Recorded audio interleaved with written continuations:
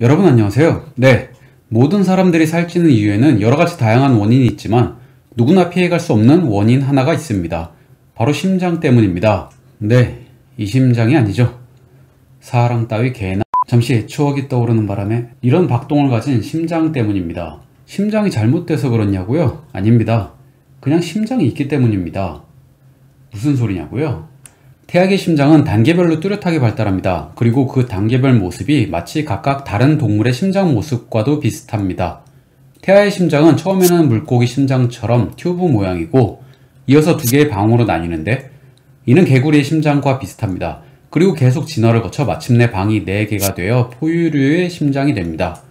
우리가 잘 아는 우심방, 우심실, 좌심방, 좌심실이죠. 심방의 뜻은 심장으로 혈액이 들어오는 혈관, 심실의 뜻은 심장에서 혈액이 나가는 혈관입니다. 별거 없죠. 좌우는 물론 왼쪽 오른쪽을 뜻하고요. 이 심방, 심실을 포함한 총 4개의 룸을 가진 심장 구조는 지저분한 피는 폐로 보내 정화하고 깨끗한 피는 신체 각 부분으로 보내 두 가지 피들이 섞이지 않게 하는 매우 효율적인 시스템입니다. 심장 왼쪽에서 나오는 혈액은 깨끗하고 산소도 가득해 근육, 피부, 상처, 각 장기 등의 연료를 공급합니다. 오른쪽은 지저분한 피를 폐로 보내 정화해서 다시 받아들이겠죠. 반면 물고기의 심장은 전신으로 보내는 혈액 가운데 절반 정도만 깨끗합니다. 보시는 것처럼 한 개의 룸 구조를 가지고 있기 때문이죠. 이런 효율적인 심장의 의미는 에너지를 더 효율적으로 처리한다는 의미이며 동일한 에너지원 대비 더 많이, 더 멀리 움직일 수 있게 해줍니다. 물고기들은 끊임없이 무언가를 먹어야 살 수 있는 반면 우리 인간은 식사 시간에만 잘 먹어두면 충분한 힘을 비축하여 많은 일을 할 수 있습니다. 그러나 세상에 사이드 이펙트, 즉 부작용이 없는 약은 없듯이 이런 고효율 시스템이 여분의 에너지를 비계살로 전환하여 저장하도록 만드는 원인이 됩니다. 그래서 우리가 살찌는 다양한 원인 중 하나가 심장이라고 말씀드린 것입니다. 그러니 과도하지 않은 적당히 살찌는 것에 대해서는 너무 스트레스 받지 마세요. 자연스러운 현상입니다. 심장에 대한 이야기를 조금만 더 해보겠습니다. 동맥과 정맥이라는 말을 들어보셨죠? 동맥은 깨끗한 혈액을 신체 각 세포에 공급해주는 혈관이고 정맥은 피가 몸을 돌며 각종 역할을 수행해 심장으로 돌아오는 깨끗하지 못한 혈액이 통과하는 혈관입니다. 그럼 동맥경화라고 들어보셨죠? 동맥은 산소와 영양분을 포함한 산소를 심장으로부터 신체 각 부위로 뿜어주는 혈관인데 여기에 경화가 생기는 겁니다. 경화, 말이 어렵죠? 그냥 막히는 겁니다. 그럼 감이 오실 겁니다. 얼마나 무서운 일이라는 것을요. 자, 보시죠. 동맥이란 이름의 튜브를 보시면 내막, 중막, 외막으로 나뉩니다. 내막은 미끈거려 혈액이 빠르고 쉽게 흐르게 하고 중막은 근육질이라 운동을 하거나 화가 나서 얼굴이 빨개지거나 할 때 스스로 확장해서 더 많은 피가 나갈 수 있도록 합니다. 외막은 소세지 껍질처럼 이 동맥이라는 튜브를 외부에서 포장하고 있습니다. 살면서 높은 혈압, 높은 혈당, 담배 등 여러 요소로 이 매끈한 내막에 홈이 패일 수 있습니다. 이때 우리 몸이 반창고를 들이대는데 바로 콜레스테롤을 이용해 이 패인 홈을 복구하려 합니다. 만약 이때 나쁜 콜레스테롤인 저밀도 콜레스테롤이 있을 경우 염증 반응이 나타나고 다시 이 염증을 해결하기 위해 백혈구들이 몰려옵니다. 그 결과 피떡이 점점 커지며 혈관이 막히며 동맥경화가 됩니다. 갑작스러운 동맥경화는 이 과정에서 심장 발작, 뇌졸중, 발기부전, 기억장애 등을 가져오기도 합니다. 고밀도 콜레스테롤은 동맥 혈관을 힘차게 밀고 들어와 필요없는 반창고 찌꺼기를 제외하지만 저밀도 콜레스테롤은 이런 식으로 동맥경화를 유발합니다. 그래서 저밀도 콜레스테롤을 유발하는 음식이 위험하다고 말하는 것입니다. 여기서 깜짝 퀴즈입니다. 이런 동맥 혈관이 90% 막힌 사람과 50% 막힌 사람 중 누가 더 위험할까요? 경우에 따라 차이가 있지만 90%가 차라리 덜 위험한 경우도 있습니다.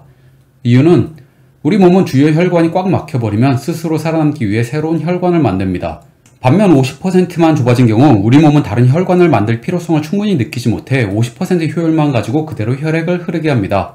결과적으로 심장은 산소가 풍부한 혈액을 충분히 갖지 못할 것이고 동맥에 의해 살아가는 심장 근육은 서서히 죽기 시작할 것입니다. 물론 경우에 따라서입니다. 90%도 당연히 위험합니다. 우리의 몸이 돌아가는 메커니즘에 대해 말씀드린 것이니 참고하시기 바랍니다. 그럼 예방을 해야죠. 우린 인간이니까요. 예방법은 늘 그렇듯 우리가 싫어하는 것들만 있습니다. 아유, 하기 싫어. 가끔 드리는 말씀이지만 우리는 우리가 싫어하는 것만 골라서 해야만 합니다. 이것에 대해서는 다음에 제대로 영상을 만들도록 하겠습니다. 자, 우리가 싫어하는 것. 운동을 해야 합니다. 우리 몸은 지방 연소 기계이며 일주일에 3,500에서 6,500칼로리를 자연적으로 태웁니다. 그러나 과학적인 데이터에 따르면 체력 향상을 위해 일주일에 60분 정도 운동을 하는 것이 좋으며 강도는 최대 심박수, 즉 220 빼기 나이의 80% 이상이 되도록 운동을 하는 것이 좋다고 합니다.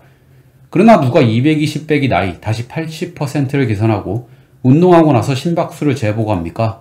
그냥 요즘 같은 시원한 방에서 땀을 흘릴 정도의 강도로 운동을 하시면 됩니다.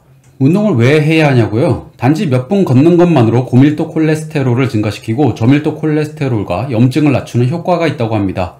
운동은 혈관을 이완시키고 탄력적으로 만들어 건강한 혈관을 만들고, 이는 앞서 말씀드린 내용과 연관지으면 왜 중요한지 알 수 있습니다. 간단한 걷기부터 근력 운동을 추가하므로 55세 남자는 실제 신체 나이보다 8살, 55세 여성은 9.1세나 젊어진다는 연구 결과가 있습니다. 운동 외에 무엇이 있을까요? 우리는 첫사랑의 경험에서 깨달을 수 있듯이 정신과 육체는 강하게 연결되어 있습니다. 정신과 마음이 아프면 몸도 아파지죠. 부정적인 정서 상태가 강해지면 심장에도 해롭고 신체 나이를 9년 정도 더 늙게 만듭니다. 분노 감정은 혈관을 수축시키고 혈압을 높이고 정상적인 신체 회복 기능을 손상시킵니다. 스마트폰 명상 어플 하나 켜놓고 하루 5분이라도 명상을 해보세요. 명상, 좋은 친구와의 대화는 훌륭한 치료법입니다. 우울증은 축구 내기에서 져서 10,000원을 잃었을 때 느끼는 감정이 아닙니다. 더 심하게 부정적이고 오랜 기간 지속됩니다. 우울증이 있는 사람은 그렇지 않은 사람 대비 심장 발작 가능성이 4배 높습니다. 무력감은 면역 체계를 약화시킵니다. 그 외에도 많습니다. 한 연구에서 우울증이 혈소판 응집을 증가시킨다는 것을 증명했습니다. 즉, 우울증이 동맥경화를 촉진할 가능성이 있다는 의미입니다. 운동, 명상, 좋은 친구와의 교제, 뭐가 더 있을까요? 먹어야죠. 맨날 뻔하게 먹으려고 하는 음식들입니다. 대신 드셔야 하는 이유를 깔끔하게 붙이겠습니다. 견과류를 드세요. 여러 연구에서 견과류가 심장질환을 20%에서 60%까지 낮춘다고 보고됐습니다. 이는 혈관 내부를 청소한다는 말이겠죠? 최고의 견과류는 오메가3 지방산이 많이 함유된 호두라고 합니다. 견과류는 너무 많이 드시면 안됩니다. 하루 한 줌보다 조금 덜 드세요. 올리브유는 고밀도 콜레스테롤을 증가시키는 단일 불포화 지방산을 포함하고 있습니다. 이 단일 불포화 지방산은 혈관을 돌며 혈관벽을 청소해줍니다. 야채도 고밀도 콜레스테롤을 증가시킵니다. 그리고 생선 드세요. 연어, 대구, 농어에 오메가3가 아주 많습니다. 오메가3는 중성지방 수치를 낮추고 심장 박동을 안정시킵니다. 혈소판이 뭉치는 것도 줄여주어 혈압을 낮춥니다. 무슨 말이냐고요? 그러니까 혈관이 막히는 것을 방지하는 역할을 한다는 말입니다. 혈관이 막히면 동맥경화, 뇌졸중, 발기부전, 하지정맥, 아시는 나쁜 모든 병들의 원인이 되겠죠. 참고로 오랜 기간 비행기를 타거나 앉아서 일을 할 경우 2시간마다 일어나서 걷거나 좌석에서라도 다리 운동을 해야 합니다. 오랫동안 움직이지 않으면 다리에 혈액 응고가 생길 위험성이 있습니다. 마지막으로 아스피린이 좋다고 합니다. 책에서 이렇게 소개합니다. 세상 그 누가 이 하얗고 작은 알약이 심장에 그토록 강력한 효과를 발휘하리라 생각했겠는가? 라고 말이죠. 아스피린은 혈소판이 뭉치는 것을 막아주고 동맥에 염증이 생길 가능성을 줄여줍니다. 사이드 이펙트, 즉 이 아스피린의 부정적인 측면은 위 점막에 산으로 작용해 위벽을 자극하고 위 보호막을 손상시킬 수 있습니다. 그리고 혈액 응고를 억제하는 아스피린의 특성이 위궤양 환자에게는 출혈을 더 일으킬 수 있습니다. 그러니까 아스피린은 혈소판을 덜 끈적이도록 만들어주어 심부정맥 혈전증의 위험을 줄일 수 있는 것입니다. 하지만 특별히 나쁘지 않은 경우, 일반인의 경우 이런 부작용 정도는 아스피린 복용 후 따뜻한 물 반잔 정도로 충분히 줄일 수 있다고 합니다.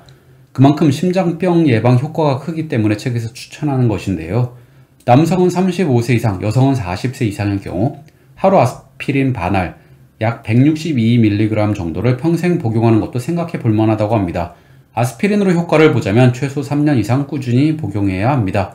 55세 기준으로 봤을 때 최소 3년 정도 더 젊게 살게 해준다고 합니다. 짧게 한다고 심장만 했는데 시간이 길어졌네요. 다른 부위에 대해서는 다른 영상으로 다시 짧게 정리해 보겠습니다. 물론 저는 의사가 아닙니다. 하지만 이 책은 예전 클린턴 대통령의 의료고문, 미국 심장의학 권위자가 집필한 책으로 여기서 나오는 내용을 정리해 전달드리는 것만으로도 의미가 있다고 생각합니다. 여러분, 건강하세요.